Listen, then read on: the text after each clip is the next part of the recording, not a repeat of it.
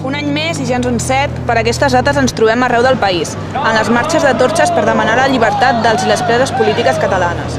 7 anys ja que els nostres companys i companyes romanen segrestats pels estats espanyols i francesos, en les presons de Brieva, Fleury, Cambrians, Bat-ras i Albacete.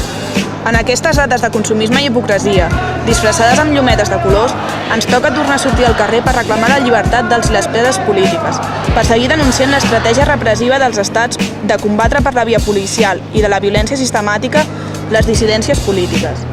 Aquest ha sigut un any carregat de judicis polítics, els que ha tingut la Lola a l'Audiència Nacional Espanyola, pels que ha sigut condemnada a prop d'una 50ena d'anys de presó, el que ha tingut la Marina, al Tribunal Central de París, un altre tribunal polític, mirall de l'Audiència Nacional, que l'ha condemnada a 9 anys de presó.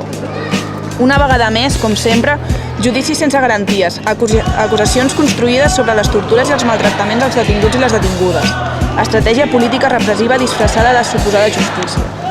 Aquesta no és una lluita fàcil, ningú ens ho ha dit mai, ni mai ens ho hem pensat.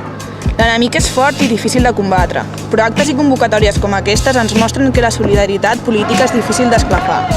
Des de Rescat volem agrair a totes les persones que cada any s'impliquen en l'organització de les marxes de torxes.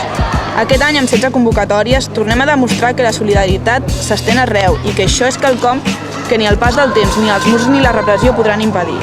Zígor, Marina, Lola, Laura i Diego us volem a casa. Llibertat, presos i preses polítiques. Rescat, col·lectiu de suport als i les preses polítiques catalanes, Països Catalans, desembre del 2008.